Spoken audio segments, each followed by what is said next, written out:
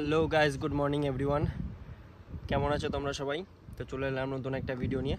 Welcome to my channel Bengal ওয়ারিয়ারে। ঠিক আছে, সবাইকে সুস্বাগতম। আর আমার প্রণাম নিও, আর বড়জনকে ভালোবাসা নিও। ঠিক আছে, তো যাই হোক, তোমরা আগের ভিডিওটাতে অনেক ভালোবাসা দিয়েছো, অনেক কমেন্ট করেছো যে দাদা এরকম ভিডিও আরও চাই। ঠিক আছে, তো আমি সেই ভেবে আমি ভাবলাম যে ঠিক আছে, আমি বন্ধুদের কাছ থেকে আরও কথাগুলো শুনবো, আমি আরও রিসার্চ করে যত প্যারানর্মাল অ্যাক্টিভিটি যেগুলো আছে, ঠিক আছে, তো সেগুলো আমি তোমাদের কাছে তুলে ধরবো। ঠিক আছে, তো আমি ভাবলাম যে আজকে একটা ইনফরমেটিভ একটা ভিডিও বানিয়ে নিই।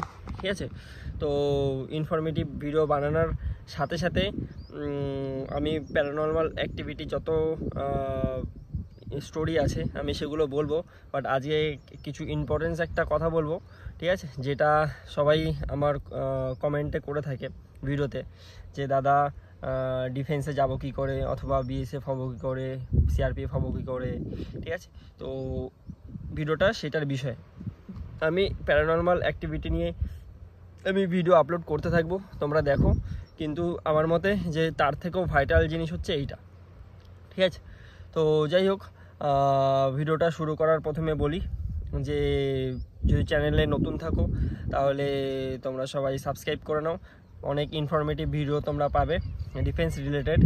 আর যাদের রানিং নিয়ে, ফিজিক্যাল নিয়ে যে কোনো সমস্যা হয়, ঠিক আছে, তো আমার কাছে তুমি বলবে, আমি সেই হিসেবে একটা করে টপিক হিসাবে ভিডিও আমি তোমাদের বানিয়ে দেবো।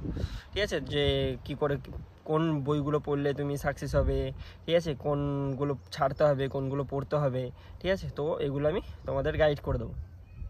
ওকে, তো চলো শুরু করা যাক আজকের ভিডিওটা।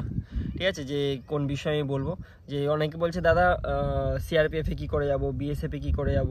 ঠিক আছে, অনেকে আবার গোলাচ্ছে যে সিআরপিএফ, বিএসএফ, ঠিক আছে, প্যারামিলিটারি ফোর্সের মধ্যে আবার আর্মিটাকেও ঢুকে দিচ্ছে, যে আর্মি, এয়ারফোর্স আর নেভি এই তিনটে জিনিস হচ্ছে আলাদা আছে। আর আমরা যেই ডিফেন্স লাইনে আছি ওটা হচ্ছে 8 বাহিনী, হচ্ছে ওটার মধ্যে 8খানা ফোর্স আছে। তো ওই এসএসজিডির থেকে এটা কন্ডাক্ট হয়। আগে এক একটা ফোর্সের মধ্যে জিডি হিসাবে আলাদা করে ভ্যাকেন্সি হতো, আলাদা করে ভ্যাকেন্সি বেরোতো। তো ওটা এখন বন্ধ করে দিয়েছে, বন্ধ করে দিয়ে এখন নতুন এসএসসি জিডির থ্রুতে সব কিছু কন্ট্যাক্ট করছে, যেগুলো জিডি আছে। আর ট্রেডম্যানগুলো তো আলাদা করে করে, আর যেগুলো হচ্ছে হেড কনস্টেবল আছে সেগুলো আলাদা করে। কিন্তু জিডি যেগুলো আছে সেগুলো হচ্ছে এসএসসি জিডি থেকেই তুমি ভর্তি হতে পারবে, আদারওয়াইজ কোনো জায়গা থেকে তুমি ভর্তি হতে পারবে না। আর যেগুলো হতে পারবে টেকনিক্যাল আছে, অথবা হেড কনস্টেবল আছে, অথবা ট্রেডম্যান আছে। এই তিনটে জিনিস আছে, এগুলো আলাদা আলাদা করে বেরোয়। জিডি পোস্টে তুমি যদি আসতে চাও তাহলে এসএসজিডি থ্রু তুমি আসতে পারবে।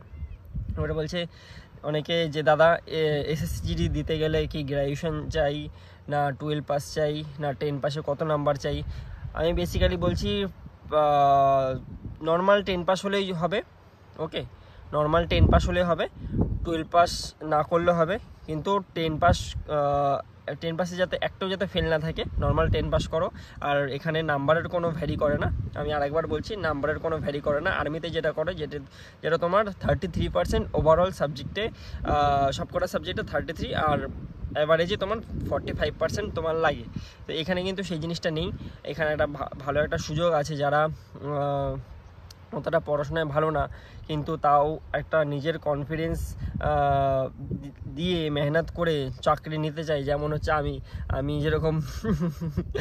যেরকম অনেক কম নাম্বার পেয়েছিলাম, ঠিক আছে, 200-র ঘরে নাম্বার পেয়েছিলাম। আর আমার সেকেন্ড ডিভিশন লাস্টের দিকে আই থিঙ্ক হয়েছিল, কিন্তু ওরকম 200-250 মতো পেয়েছিলাম। তারপরও আমি এখন সেন্ট্রাল গভর্নমেন্টের একটা মানুষ। কেউ কিন্তু তোমার রেজাল্ট দেখবে না যে ফিউচারে তুমি কত নাম্বার পেয়েছো, 10-এ 12-এ কত নাম্বার পেয়েছো।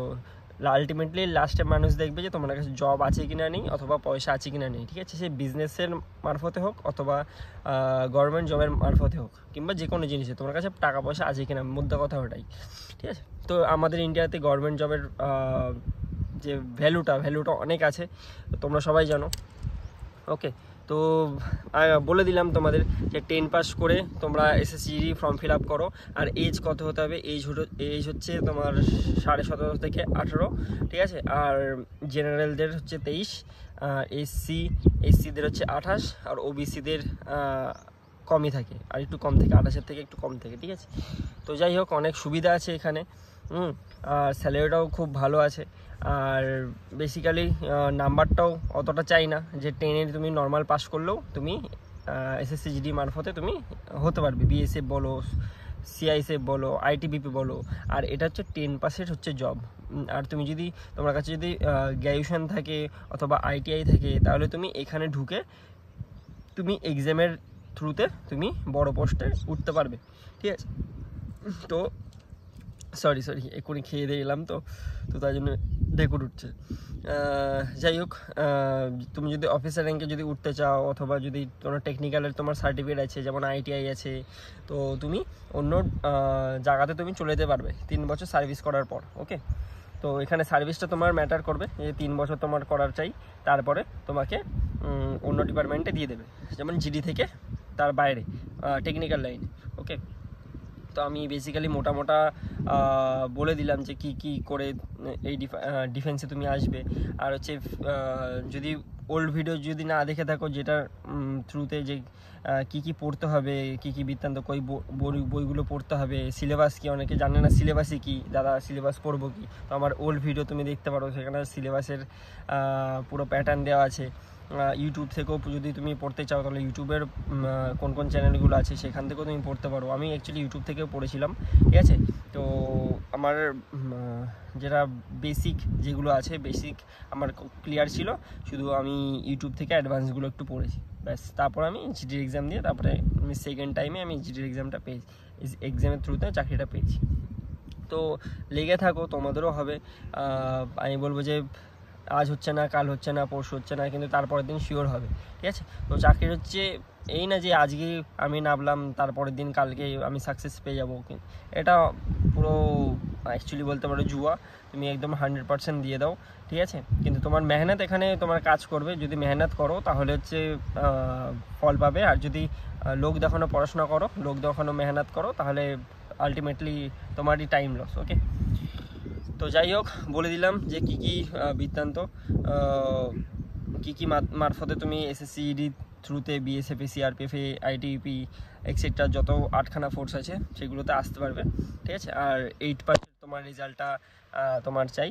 আর 12-এ তোমার গ্র্যাজুয়েশন হলো 12 পাস হলো, কিন্তু ওগুলো পরে তোমার কাজে আসবে, ওকে। আর বেসিক্যালি মোটা যেগুলো বলছি, পড়াশোনা 10 লেভেল করে আসে, 10 লেভেল বেস করে আসে। ম্যাথস আসে, জিকে আসে, রিজনিং আসে, হিন্দি অথবা ইংলিশ আসে, এগুলো আসে। আর এখন তো অনেক সুবিধা করে দিয়েছে যে বেঙ্গলিতে তোমরা এক্সাম দিতে পারবে, ওকে। তো যাই হোক, এখন বেঙ্গলিতে এক্সাম দিতে পারবে। আবার একটাও নেগেটিভ জিনিস যেটা আমি বলছি, এখন কাট আপটা অনেক হাই যাবে, কারণ বেঙ্গলিতে সবাই দেবে। হিন্দিতে দিলে অথবা ইংলিশে দিলে একটা জিনিস কি, অনেকে হিন্দি অথবা ইংলিশ জানে না, যারা ওয়েস্ট বেঙ্গলে থাকে, তো তাদের জন্য অনেক একটু ডিফিকাল্ট ছিল। কিন্তু এখন হচ্ছে প্রত্যেকটা আমি দেখছি 100 আপ নাম্বার কাট আপ যাচ্ছে, ঠিক আছে। তো বুঝতেই পারছো কতটা ইস্যু হয়ে গেছে, কতটা টাফ হয়ে গেছে, ওকে। তাও যাই হোক, সবাই যখন পারছে, যখন তোমাকেও পারতে হবে, ওকে। তো চলো ভিডিওটা এখানেই শেষ করি, ঠিক আছে। আর প্যারানর্মাল যেসব ভিডিওগুলো আছে আমি এক এক করে আপলোড করব।